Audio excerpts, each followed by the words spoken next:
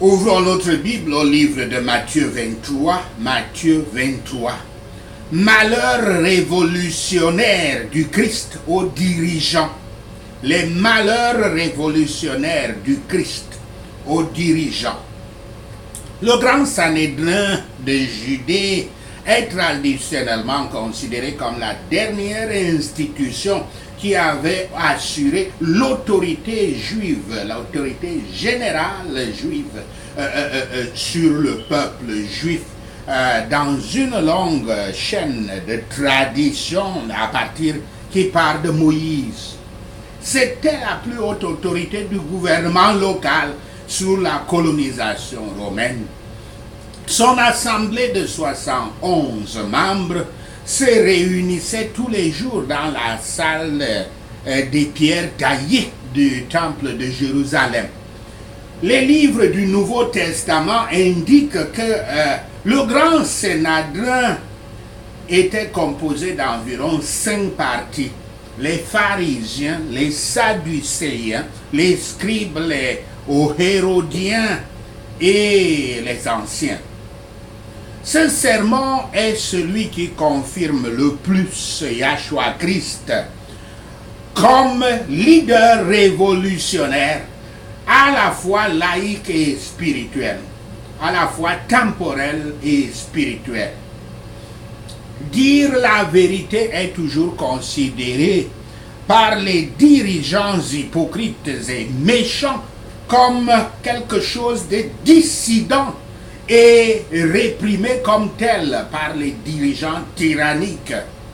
Le discours de Yahshua dénonçant, accusant et maudissant les dirigeants juifs du grand Sanhédrin est le bon exemple de se dresser courageusement contre l'hypocrisie, les péchés et la méchanceté manifestés par les politiciens que ses disciples,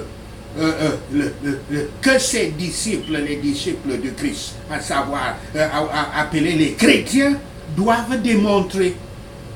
Les premiers chrétiens avaient suivi l'exemple de la résistance révolutionnaire du Christ contre la domination maléfique, méchante romaine, juive et païenne, sacrifiant leur vie en tant que martyrs du 1er au 4e siècle de notre ère, tout comme Christ avait sacrifié la sienne. Il est pitoyable aujourd'hui que la plupart des églises et des congrégations dites chrétiennes se rangent du côté des dirigeants et des gouvernements méchants, maléfiques, fermant les yeux sur leurs victimes, méprisant ainsi le 2e commandement du Christ et sa mission d'amour et d'assistance aux humbles et faibles, comme nous le voyons dans Matthieu 25, versets 30 à 40. Matthieu 23, versets 1 à 12. Yahshua réprouve les scribes et les pharisiens. Yahshua commence son jugement significatif en reconnaissant les scribes et les pharisiens comme les enseignants de la Torah. Mais il avertit ses disciples de ne pas imiter leurs actions. Le problème en est que les scribes et les pharisiens font une interprétation d'observer la Torah, une question si stricte que personne ne peut supporter le fardeau de leur interprétation. De plus, les pharisiens exhibent leur position et leur droiture au lieu d'attirer l'attention des gens sur leur Dieu et ses lois. Les scribes et les pharisiens expliquaient la loi de Moïse et imposaient l'obéissance à elle. Ils étaient accusés d'hypocrisie dans la religion. Nous pouvons seulement juger selon l'apparence extérieure. Mais Yahweh examine le cœur. Il faisait des phylactères. C'était des rouleaux de papier ou des parchemins dans lesquels étaient écrits 4 paragraphes de la loi à porter sur leur front ou sur leur bras gauche. Selon les Écritures, pour cela sont Exode 13, versets 2 à 10, 11, 2 à 16, Deutéronome 6, versets 4 à 9 et 11, versets 13 à 21. Il faisait ces phylactères larges, de sorte qu'ils pouvaient être considérés comme plus zélés pour la loi que d'autres personnes.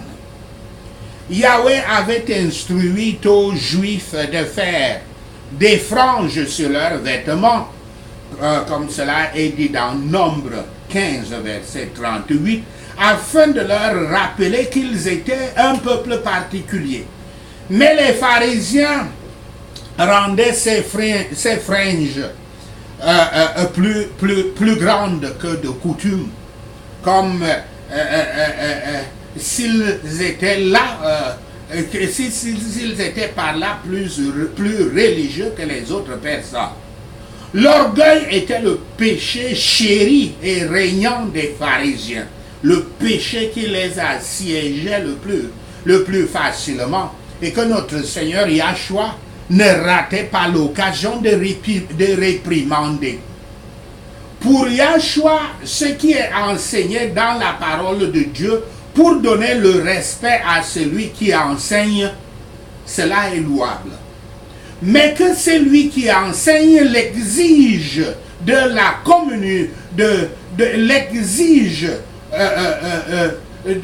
la communion du Christ, mais que celui qui enseigne l'exige pour être gonflé d'orgueil, je veux dire, pour être gonflé d'orgueil, c'est un péché. Oh, comme cela est contre l'esprit de la communion du Christ.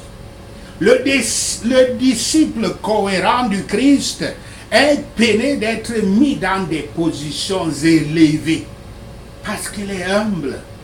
Mais celui qui regarde autour de lui dans l'église visible penserait que c'était ce que l'Esprit Saint exigeait. Il est clair qu'une certaine mesure de cet esprit antichrist prévaut dans toute société religieuse et dans chacun de nos cœurs. Matthieu 23, versets 13 à 33. Les crimes des pharisiens. Le point sur lequel Yahshua insiste dans ce chapitre est que les disciples n'ont qu'un seul véritable interprète et enseignant de la Torah, à savoir Yahshua le Messie, et non pas les scribes et les pharisiens. De même, les disciples n'ont qu'un seul Père spirituel, c'est Yahweh lui-même. Les scribes et les pharisiens ne doivent pas être considérés comme des enseignants, ni comme des pères spirituels des disciples. Les scribes et les pharisiens étaient des ennemis de l'évangile du Christ, et donc ennemis du salut des âmes, des hommes. Il est mauvais de nous éloigner de Yahshua nous-mêmes, mais pire encore, de garder les autres loin de lui. Pourtant, ce n'est pas nouveau que le spectacle et la piété dans la forme soient un manteau pour les plus grandes énormités, les plus grands péchés. Mais la fausse piété sera considérée comme une double iniquité. Les pharisiens et les scribes étaient très occupés à façonner les âmes pour être de leur parti, non pas pour la gloire de Yahweh et le bien des âmes, mais pour qu'ils aient le crédit et l'avantage de faire les convertis. Ayant acquis leur piété par 1000 artifices, ils faisaient que la religion cède la place à leurs intérêts mondains. Ne voyons-nous pas cela se produire dans la plupart des églises chrétiennes aujourd'hui? Ils étaient très stricts et précis dans les petits domaines de la loi, mais insouciants et lâches dans les questions les plus importantes. Il ne s'agit pas de scruter, négliger le petit péché que le Christ réprouve ici. Si c'est un péché, même aussi petit qu'un moucheron, il doit être souffert, il doit être repenti. Mais faire cela et ensuite avaler un chameau, c'est-à-dire commettre un plus grand péché, est ce que Yahshua réprouve. Alors qu'il semblait être pieux, il n'était ni sobre ni juste. Nous sommes vraiment ce que nous sommes intérieurement. Les motifs extérieurs peuvent garder l'extérieur propre, tandis que l'intérieur est sale. Mais si le cœur et l'esprit sont nouveaux, il y aura de la nouveauté de vie. Ici, nous devons commencer par nous-mêmes. La justice des scribes et des pharisiens était comme les ornements d'une tombe ou un habillement du cadavre seulement pour le spectacle. La tromperie des cœurs des pécheurs se manifeste par le fait qu'ils descendent d'un flot de péchés de leurs ancêtres, de leur temps, alors qu'ils s'imaginent qu'ils auraient dû s'opposer au péché d'autrefois. Nous pensons parfois que si nous avions vécu quand Yahshua était sur la terre, nous ne l'aurions pas méprisé et rejeté comme les gens l'avaient fait à l'époque. Pourtant, le Christ, dans son Saint-Esprit, dans sa parole, dans ses ministres et dans ses disciples, n'est toujours pas mieux traité aujourd'hui. Et il est juste de la part de Yahweh de laisser aux convoitises de leur cœur ceux qui persistent obstinément à les gratifier. Le Christ montre aux gens leur vrai caractère. Matthieu 23, versets 34 à 39. La culpabilité de Jérusalem. La condamnation finale de Yahshua ajoute encore plus de gravité au malheur. Son inclusion de toute la génération des Juifs amène la population juive dans la condamnation, car il se range du côté des scribes et des pharisiens dans les événements menant à la crucifixion de Yahshua. Verset 36. En plus de ces malheurs aux scribes et pharisiens, Yahshua prononce un malheur sur toute la génération des Juifs. Les mots continuent la pensée de la mesure qui est graduellement remplie. Les hommes se l'appropriaient, laissez-moi reprendre. Les mots continuent la pensée de la mesure qui est graduellement remplie. Les hommes se l'approprient, reproduisent les atrocités, s'identifient à elles. Et ainsi ce qui semble d'abord un décret arbitraire visitant les enfants pour les péchés de leur père devient dans de tels cas une juste sentence. S'ils se répandent, ils coupent l'accès terrible du péché et de la punition. Mais s'ils s'endurcissent dans leur mal, ils héritent le châtiment différé des péchés de leur père, aussi bien que des leurs. Verset 38. Les mots votre maison, entre guillemets, votre maison, peuvent se référer soit généralement à toute la classe politique d'Israël, soit plus spécifiquement à la maison dans laquelle ils se glorifiaient, c'est-à-dire le temple, qui était la joie de leur cœur. C'était la maison de Dieu. Mais Yahweh, représenté par son fils Yahshua, la quittait pour toujours. C'était leur maison maintenant, pas la sienne, pas celle de Yahweh. Nous devons nous rappeler que ces mots ont été prononcés au moment où notre Seigneur Yahshua, je cite, quittait le temple, fin de citation, dans Matthieu 24, verset 1, pour ne jamais y réapparaître. À ce temple de Jérusalem, Yahshua prononce le malheur le plus détaillé dans le chapitre suivant en disant, je cite, « Il ne restera pas ici pierre sur pierre qui ne soit renversée. » Fin de citation. Citation de Matthieu 24, verset 2. Notre Seigneur Yahshua déclare les misères que les habitants de Jérusalem étaient sur le point de provoquer, mais il n'indique pas les souffrances qu'il va lui-même subir. Une poule rassemblant ses poussins sous ses ailes, c'est un emblème approprié de l'amour tendre du Sauveur à ceux qui croient en lui et de son soin fidèle d'eux. Il appelle les pécheurs à se réfugier sous sa tendre protection, les garde en sécurité et les nourrit de la vie éternelle.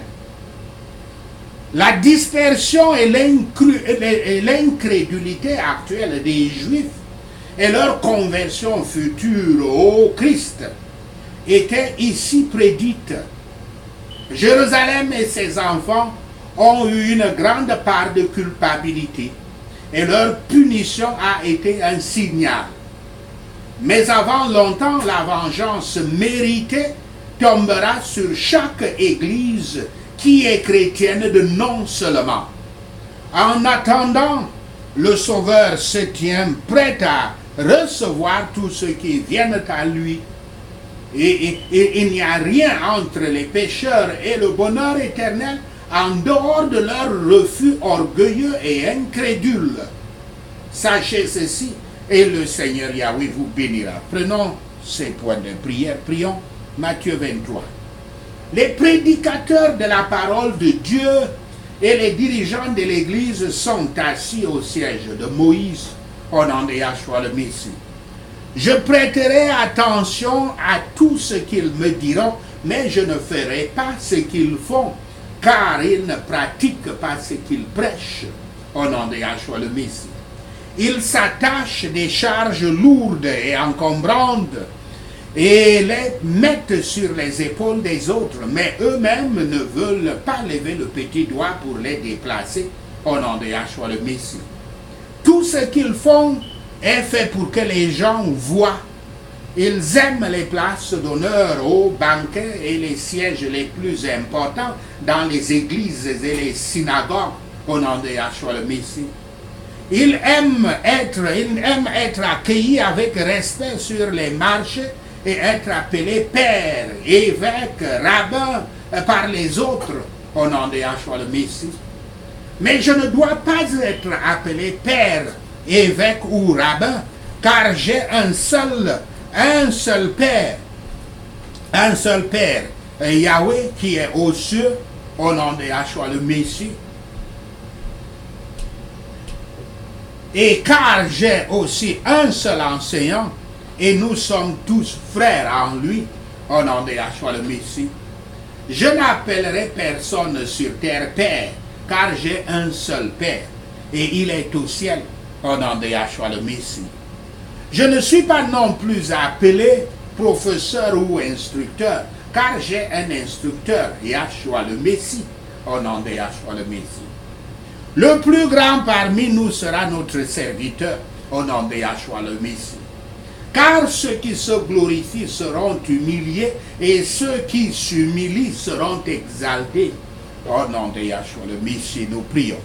Malheur à vous, prédicateurs de la parole et dirigeants d'église, hypocrites, vous fermez la porte du royaume des cieux au nez des gens, au nom de Yahshua le Messie. Vous-même n'entrez pas et vous ne laissez pas entrer ceux qui essaient de le faire. Au nom de Yahshua le Messie, nous prions. Malheur à vous, prédicateurs de la parole et dirigeants d'église hypocrites. Vous voyagez sur la terre et sur les mers pour gagner un seul converti. Et quand vous avez réussi, vous en faites 2 fois plus un enfant de l'enfer que vous-même, au nom de Yahshua le Messie. Malheur à vous, guides aveugles. Vous dites, si quelqu'un jure par le temple, cela ne veut rien dire, mais quiconque jure par l'or du temple est lié par ce serment. Au nom de Yahshua le Messie, nous prions. Vous êtes des idiots aveugles. Lequel est le plus grand, l'or ou le temple qui rend l'or sacré? Au nom de Yahshua le Messie. Vous dites aussi, si quelqu'un jure par l'autel, cela ne vaut rien. Cela ne veut rien dire, mais quiconque jure par le don sur l'autel est lié par ce serment. Au nom de Yahshua le Messie, nous prions. Vous, hommes aveugles, lequel est le plus grand, le don ou l'autel qui rend le don sacré? Au nom de Yahshua le Messie. C'est pourquoi quiconque jure par l'autel, jure par lui et par tout ce qui y est, au nom de Yahshua le Messie. Quiconque jure par le temple, jure par celui-ci et par celui qui y habite, au nom de Yahshua le Messie. Et quiconque jure par le ciel, jure par le trône de Yahweh et par celui qui y siège, au nom de Yahshua le Messie. Malheur à vous, prédicateurs de la parole et dirigeants d'église, hypocrites, vous donnez 1/10 de vos épices, mais vous avez négligé les questions les plus importantes de la loi, la justice, la miséricorde et la fidélité, au nom de Yahshua le Messie. Vous devriez avoir pratiqué la justice, la miséricorde et la fidélité sans négliger vos dîmes, au nom de Yahshua le Messie. Vous guides aveugles, vous éliminez un moucheron, mais vous avalez un chameau, au nom de Yahshua le Messie. Malheur à vous, prédicateurs de la parole et dirigeants d'église, hypocrites. Vous nettoyez l'extérieur de la coupe et du plat, mais à l'intérieur, ils sont pleins d'avidité, de cupidité et de complaisance envers eux-mêmes, au nom de Yahshua le Messie. Pharisiens aveugles, nettoyez d'abord l'intérieur de la coupe et du plat, puis l'extérieur sera également propre, au nom de Yahshua le Messie. Malheur à vous, prédicateurs de la parole et dirigeants d'église hypocrites. Vous êtes comme des tombeaux blanchis à la chaux qui paraissaient beaux à l'extérieur, mais à l'intérieur êtes pleins des eaux des morts et de tout ce qui est impur, au nom de Yahshua le Messie. De la même manière, à l'extérieur, vous apparaissez aux gens comme justes, mais à l'intérieur, vous êtes plein d'hypocrisie et de méchanceté, au nom de Yahshua le Messie. Malheur à vous, prédicateurs de la parole et dirigeants d'église hypocrites. Vous construisez des tombes pour les prophètes et vous décorez les tombes des justes, au nom de Yahshua le Messie. Et vous dites, si nous avions vécu au temps de nos pères, nous n'aurions pas pris part avec eux pour répandre le sang des prophètes, au nom de Yahshua le Messie. Ainsi vous témoignez contre vous-même que vous êtes des descendants de ceux qui ont assassiné les prophètes, au nom de Yahshua le Messie. Allez-y et terminez ce que vos ancêtres ont commencé au nom de Yahshua le Messie. Vous serpents, vous engeance de vipères, comment échapperez-vous à la condamnation à l'enfer au nom de Yahshua le Messie? C'est pourquoi le Seigneur Yahshua vous a envoyé des prophètes, des sages, des instructeurs. Certains d'entre eux, vous avez tués et crucifiés, d'autres vous avez fouettés.